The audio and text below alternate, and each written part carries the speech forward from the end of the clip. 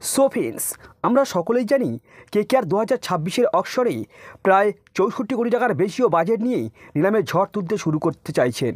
তো KKR 2026-এর auction থেকেই কোন কোন খেলোয়াড়কে টার্গেট করতে পারেন, তো নজরে রয়েছে 5 জন তারকা।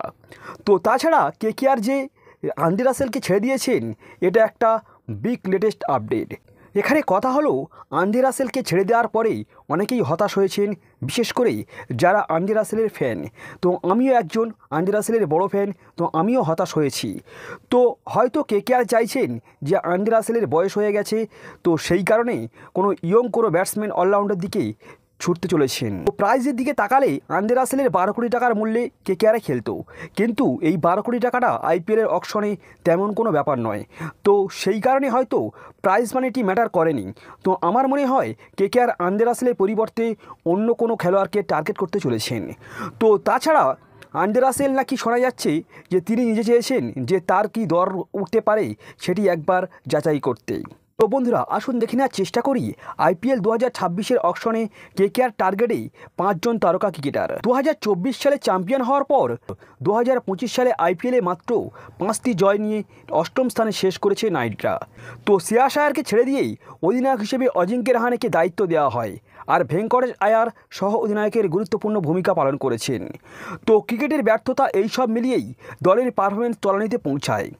তো এই ব্যর্থতার পর বড়সড় পরিবর্তনের পথে হাঁটছে কেকেআর। আইপিএল 2026-এর নিলামের আগেই আন্দ্রে রাসেল, ভেঙ্কটেশ সহ মোট 10 জন ক্রিকেটারকেই রিলিজ করে স্পষ্ট করে দিয়েছেন এবার নতুনভাবে দল গড়ার লক্ষ্যেই নামছে তারা।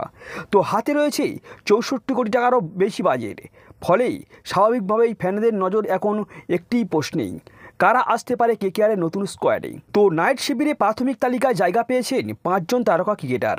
তো 5 জনের মধ্যে একজন তারকা হলো লুক উড। তো এখন কেকেআরের প্রধান অগ্রাধিকার। তো ইংল্যান্ডের বাঁহাতি ফাস্ট বোলার গত মরশুমে হতাশ করা স্পেন্সার জনসনের আদর্শ বিকল্প হতে পারেন। টি-20তে 199 ম্যাচে 210টি উইকেট ও 8.42 ইকোনমি, এই পরিসংখ্যান বলে দেয় যে ডেথ ওভারে কতটা কার্যকর হতে পারে তিনি। পিএসএল, আইএলটি, টি-20, বিবিএল ধারাবাহিক সাফল্য কেকেআরের বোলিং ইউনিটকে প্রয়োজনীয় ধার এনে দিতে পারে। তো 2024 সালেই মুম্বাই ইন্ডিয়ান্সের হয়ে আইপিএল খেলার অভিজ্ঞতাও রয়েছে তার মধ্যে। তো উইকেট কিপার ওপেনার হিসেবে নজরে রয়েছেন টম ব্যান্টন। তো রহমানুল্লাহ গুরবাজ ও কুইন্টন ডিকককে রিলিজ করার পর ওপেনিংয়ে উইকেট কিপারের জায়গা বড় শূন্যতা তৈরি হয়েছে। ব্যান্টন 193টি টি-20 ম্যাচে 4700-এর বেশি রান করেছেন ও 143 পয়েন্ট 74 স্ট্রাইক রেটে আগ্রাসী ওপেনিং দিতে পারেন। তো স্পিন ভালো খেলা এবং দ্রুত রান তোলার ক্ষমতা তাকে কেকেআরের ব্যাটিং অর্ডারে সক্রিয় ভূমিকা নিতে সাহায্য করবে। তবে এর আগে কেকেআর হয়ে তিনি খেলেছেন, তবে সেভাবে তিনি সাফল্য পাননি।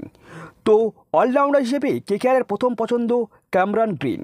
তো আন্দ্রে রাসেলকে ছেড়ে দেওয়ার পর একজন বিধ্বংসী মাপের অলরাউন্ডারের প্রয়োজন রয়েছে। তো গ্রিন ইতিমধ্যেই আইপিএলে 29টি ম্যাচে 707 ও 16টি উইকেট নিয়ে নিজেকে প্রমাণ করেছেন। ভেঙ্কটেশ আয়ার ও অ্যান্ড্রিক নডিয়াকে রিলিজ করার পর তার জন্য জায়গা ও বাজেট দুটোই তৈরি হয়ে গেছে। তো কেকেআর ক্যামেরন গ্রিনকে নিতেই অবশ্যই 15 থেকে 20 কোটি টাকা খরচ করতেও পিছু পা হটবে না। তো কারণ আইপিএল 2026-এর মিনি অকশনেই একজন বড় তারকার নাম হিসেবে ক্যামেরন গ্রিনের নাম চলে আসে।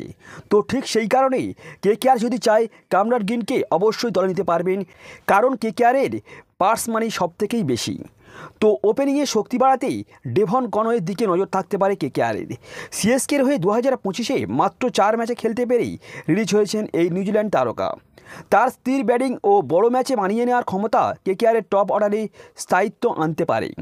তো ডেথ ওভার বোলিংয়ের সমাধান হিসেবে মাথিসা পাথিরানাকে নজরে রাখতে পারেন কেকেআর।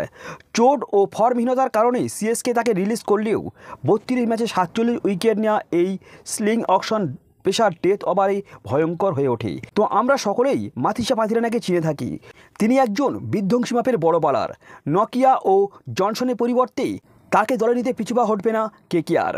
তো 10 থেকে 12 কোটি টাকা খরচ করতেও পিছুপা হটবে না মাথিসা পাথিরানাকে দলে নিতে। তো সেই সঙ্গেই নজরে থাকবে অবশ্যই ভেঙ্কটেশ আয়ার, কারণ তাকে রিলিজ করার একমাত্র কারণ হলো তার পারফরমেন্স অনুযায়ী 23.75 কোটি টাকা দেওয়াটা কেকেআরের ক্ষেত্রে অনেকটাই ভারী হয়ে দাঁড়িয়েছে এবং সেক্ষেত্রে কেকেআরের বলারদের কমজোরি হয়ে গেছে। তো কেকেআর অবশ্যই চাইবেন 10 থেকে 12 কোটি টাকার বিনিময়ে ভেঙ্কটেশ আয়ারকে দলে নিতে।